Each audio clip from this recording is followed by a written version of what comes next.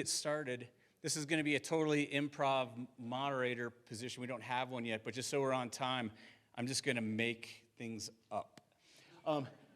This is Dr. Sarah Marshall of the Colorado Natural Heritage Program. Sarah has been working at the Natural Heritage Program, I heard, for 6 years.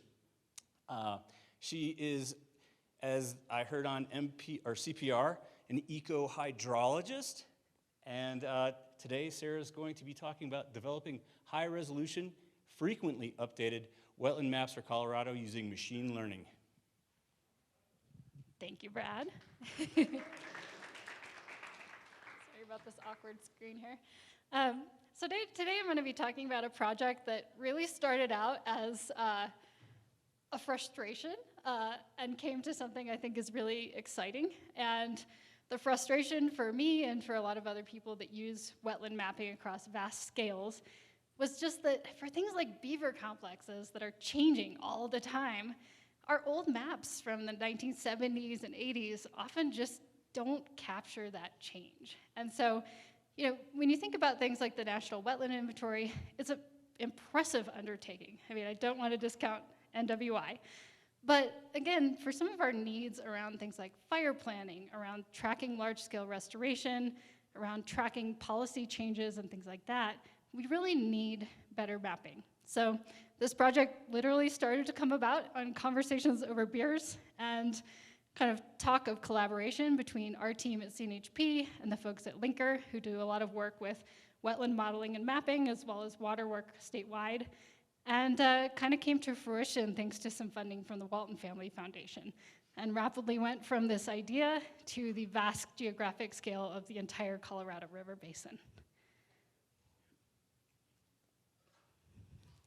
So I've kind of outlined a couple of the reasons for why we wanted to do this. But again, we know that in Colorado, and particularly on the western slope, and then throughout the Colorado River Basin, you know, we hear about aridification, about multi-year droughts, about big changes in policy, changes in land use over time. So a lot has happened, again, since the original wetland mapping in the 1970s and 80s.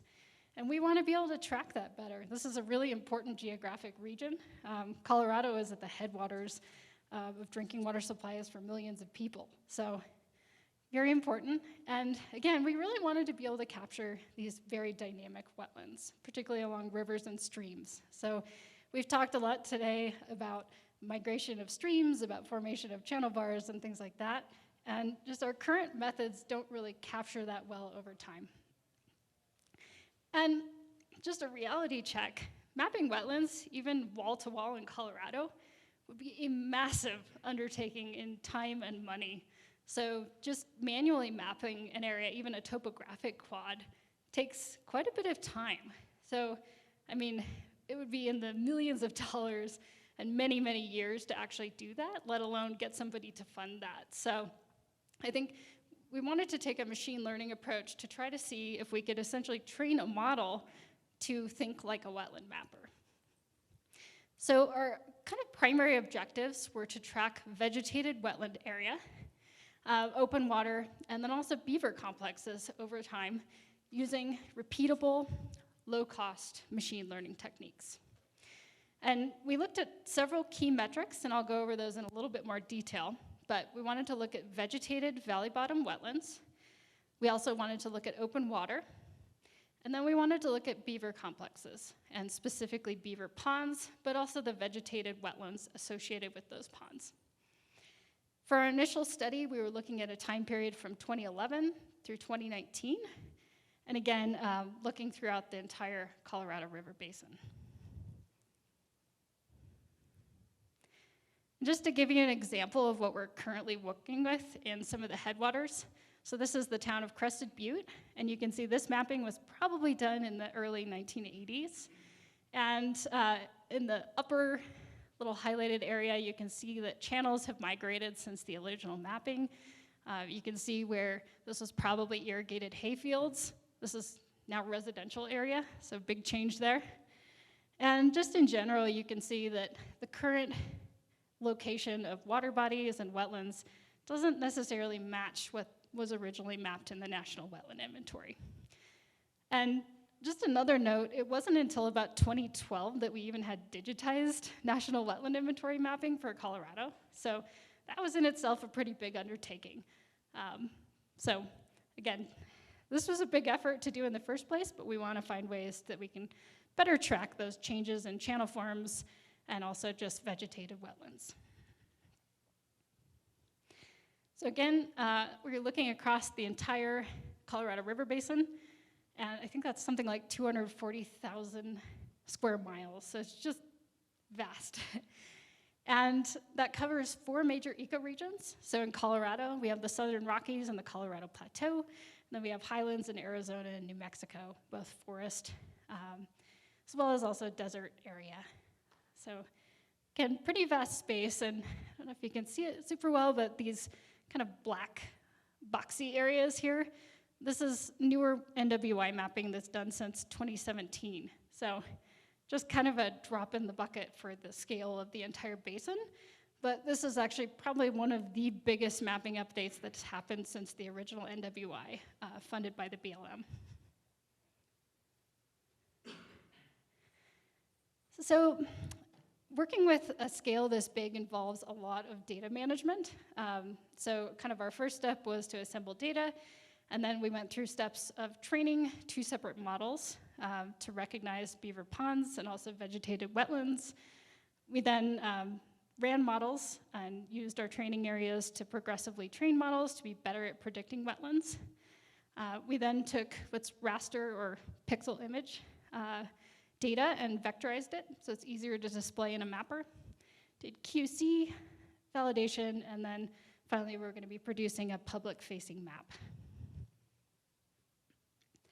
So without boring you too much about the National Aerial Imagery Program, we used this as the basis for our model inputs. And just to kind of show you the complexity of working across a scale like the Colorado River Basin, until this project, I did not appreciate that NAEP is not flown in the same year across all states in the West. So you can see we have quite the hodgepodge of wet years, dry years, average years, and kind of at our very best in 2019, we got almost all the states except for Utah. So we're actually pretty lucky in Colorado that we've had NAEP flown every other year. And I'll talk a little bit more about Colorado-wide mapping later on.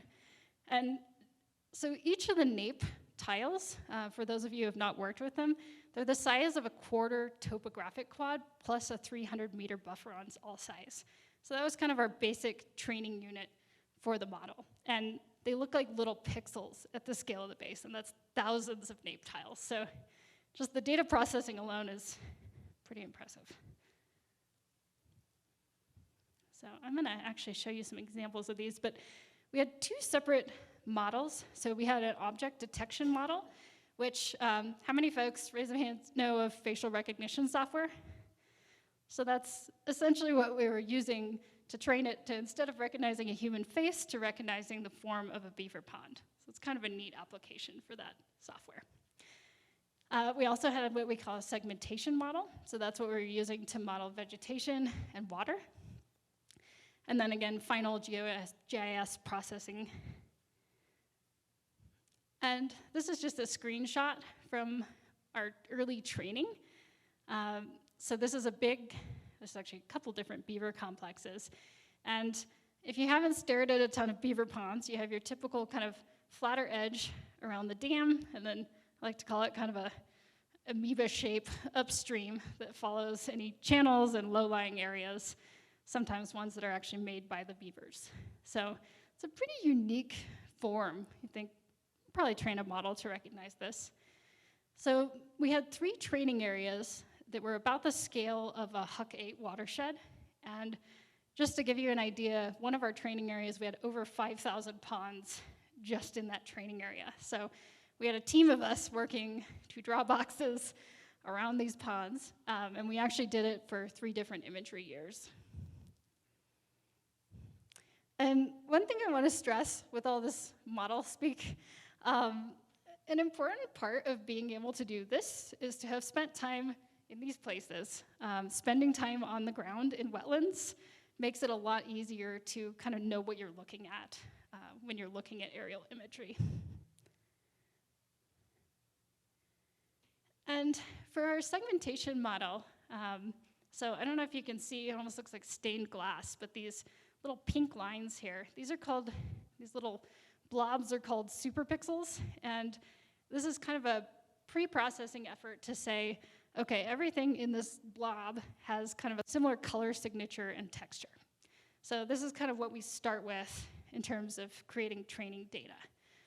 This one, we've overlaid the National Wetland Inventory, and this is a beaver complex. So you can see the dark blue here is the older NWI, and a lot of these ponds have actually dried up since the original mapping. There's some new ponds in this upper area, some of which would actually not meet the size for the minimum mapping unit for NWI, so they wouldn't necessarily be mapped. But again, we're trying to capture these kind of valley bottom edges, the perimeter of the wetland, and then not capture things like shadows from trees that look like ponds. And again, this is an iterative process. I think we had a total of 42 training tiles, and we did train on multiple imagery years. One thing we quickly noticed was that some years you may have snow cover in the mountains, which makes it hard to locate wetlands. You can have up to 10% cloud cover in the NAPE imagery, and then you have some challenges like boats on reservoirs or weird wave patterns or cul-de-sacs. So there are a lot of things that can kind of mimic these features in our built landscape, which has been an interesting experience. And again, we created both a lot of training data, but then we also had what we call test tiles. So that's just to compare areas where we haven't done training and see how the model performs. And this is just another example of kind of some of the early modeling. Apologies, it's a little busy, but the yellow is the National Wetland Inventory. The green is the modeled vegetated wetland. The blue is modeled water, and then all those purple boxes are the model saying, hey, there's a beaver pond here. So, not too shabby. So, grasping all of this at the scale of the entire Colorado River Basin is challenging. There are some nuances here comparing it to NWI as just kind of this is the best available data set to look at wetlands at that scale. What I've done here is looked at our mapped National Wetland Inventory acres within the basin for each of the states, and then our modeled acres. And then we looked at the difference, and then the model divided by the National Wetland Inventory. So generally speaking, the most accurate areas were in the upper basin, so we did have more training data in those areas. We also found that generally speaking, there was a little bit of overmapping in the upper basin and a little bit of undermapping in the lower basin. I would say in terms of places like California and Nevada and even Arizona, there's probably some more fine-tuning to do with these numbers because the NWI includes things like dry washes that were simply really not part of our model. So I think we need to explore that a little bit further. But it's a good kind of coarse scale pass of, is this realistic at such a vast geographic scale? Now, my favorite part of the model, the beaver piece. So in Colorado alone, we were looking at almost 30,000 ponds within verified complexes. So we can't look at every single one.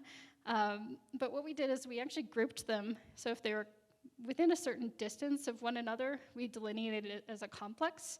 And that's often what we refer to these beaver areas as in the wild. And theoretically, a complex is typically one colony or family of beavers. And there's some fine-tuning to do in terms of how active ponds are and things like that. But beavers generally kind of concentrate and move up and down these drainages. So if we look at these complexes, and just at the total scale of the basin, when we started this, and we looked at the National Wetland Inventory, there was not a single mapped beaver pond or other wetland for the entire state of Arizona, for New Mexico and Nevada within the basin, as well as California. So it's pretty exciting that as of this project, we now have 182 mapped complexes for the state of Arizona, and these are in places like the Little Colorado and the Big Bill Williams River. We also have mapped complexes in Nevada and New Mexico. We didn't pick any up in California it's pretty dry in that section of the basin. But when we look at the entire basin, so the orange areas are on top, and I did blow up the outlines a little bit so you could see it at this scale, but those are all areas where beaver activity has been mapped in the National Wetland Inventory. Purple areas are where it was not mapped. So this is all newly mapped areas. So we greatly expanded kind of the lower elevation fringe of a lot of our mountain areas. You'll also notice kind of in the tip, there's this purple blob around Rocky Mountain National Park. So the NWI did not have any beaver mapped wetlands. It just cuts off in this weird straight line. So we filled in that area.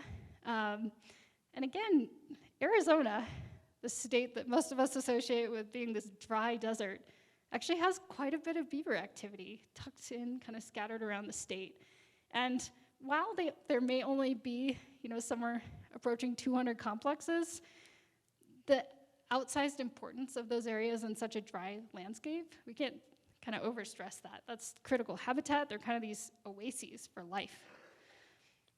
So by far, Colorado had the most complexes, followed by Wyoming, Utah, and then the other lower basin states.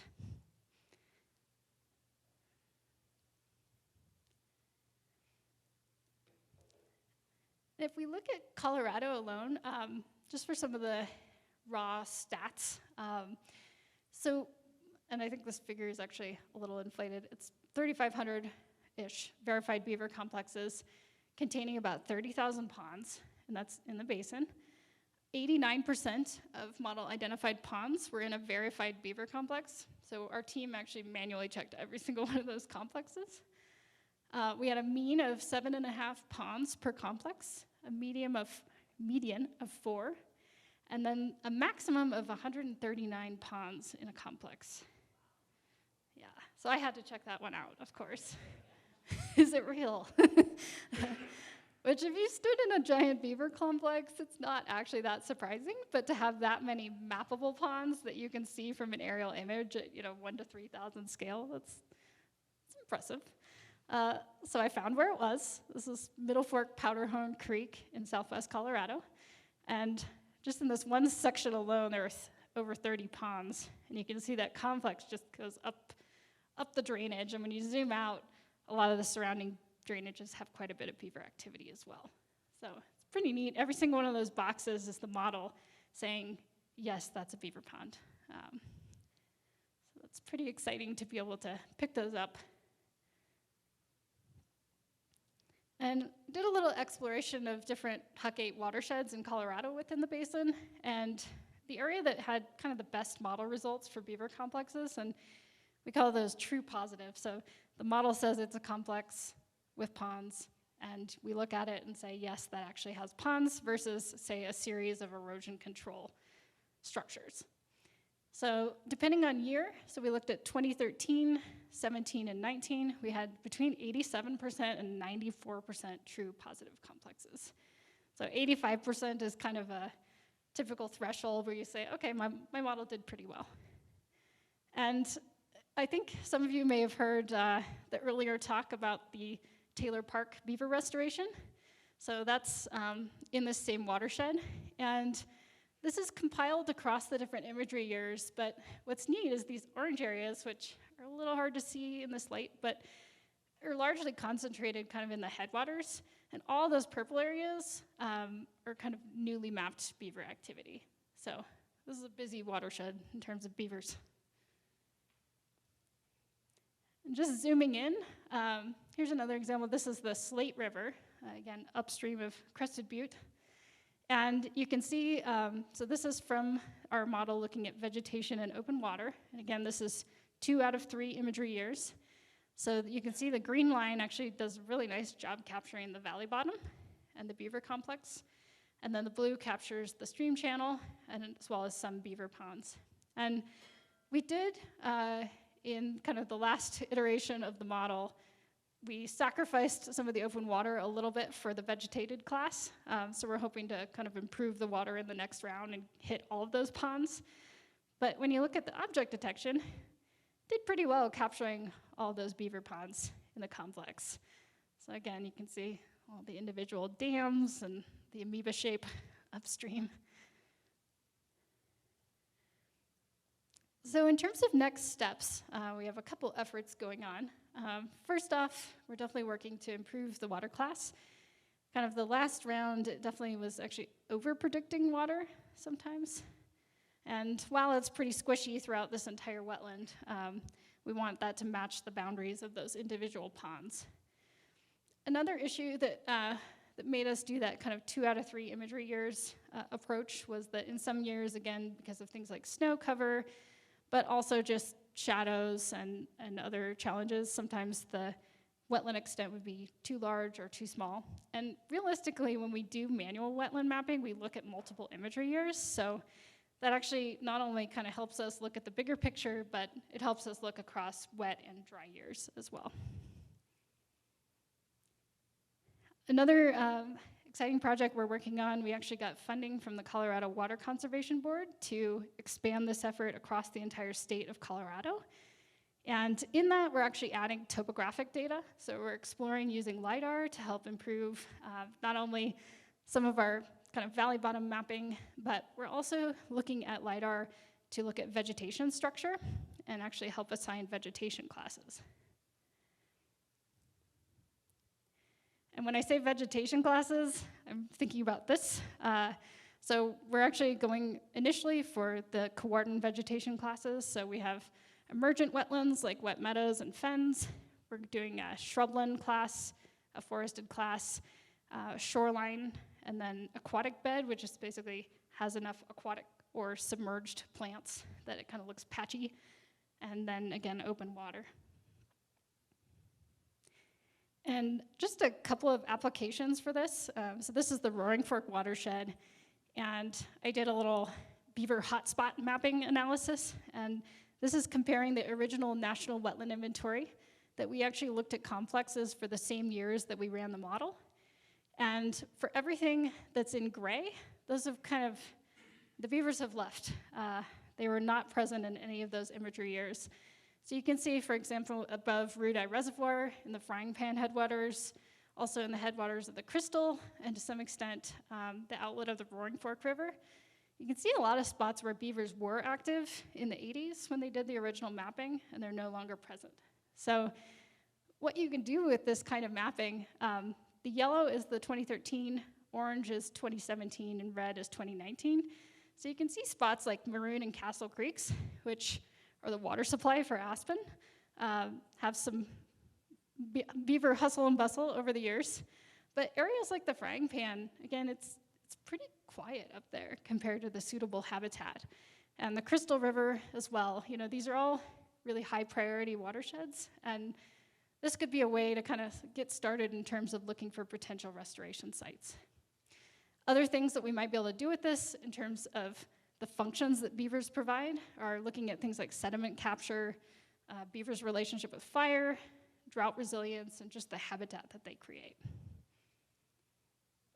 And as I was talking with Johannes earlier, another thing, I think we can use this to hopefully validate and refine the beaver restoration assessment tool model that we host for Colorado.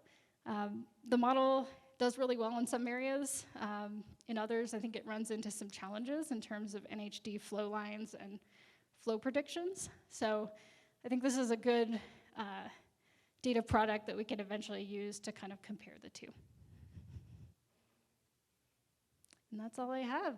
Thank you all for coming to this talk. And I did want to briefly, again, acknowledge our funders for making these wild dreams come true of mapping at this scale. So again, the Walton Family Foundation, Colorado Water Conservation Board. It's been a real blast working with the team at Linker, combining their modeling chops with our on-the-ground wetland experience. Also, Ecometrics.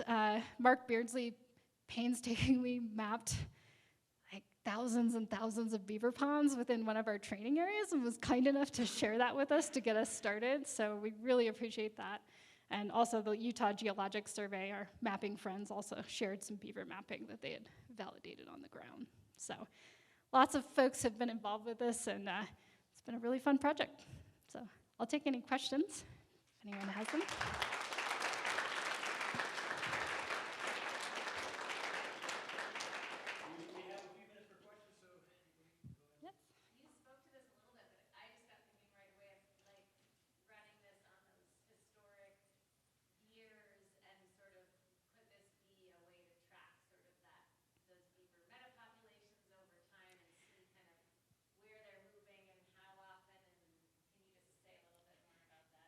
Yes, and absolutely. And we have no statewide or certainly Colorado River Basin-wide estimate of population or even activity hotspots. So I think that's absolutely our next step. And that combined with improving the open water piece, I think will really help get us there. Because if we can track that, for example, open water associated with beavers is declining or increasing, that's kind of a metric we can use to track beaver activity, in addition to just the sheer number of ponds.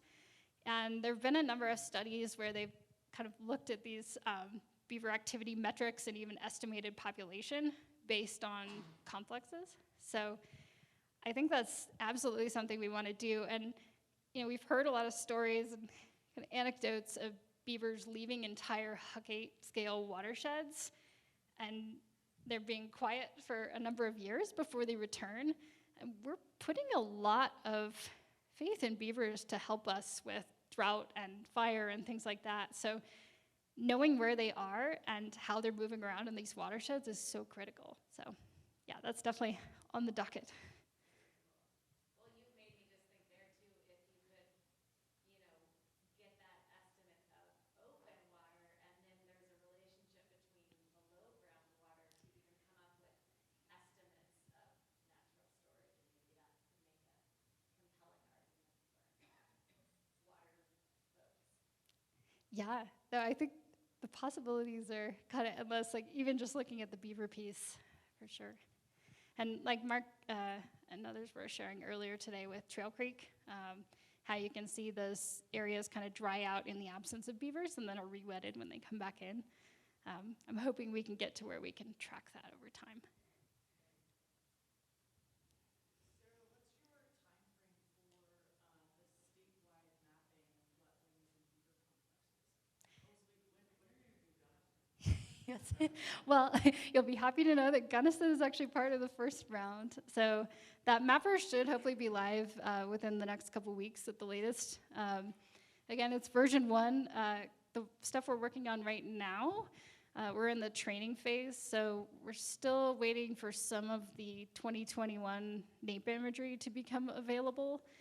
And once that's ready, I'm hoping we'll have something live within the coming year. And again, those additional vegetation classes really allow us to do more with the mapping too. So knowing if it's a shrubland versus a meadow, for example, in the Gunnison, will hopefully be helpful. Okay, well,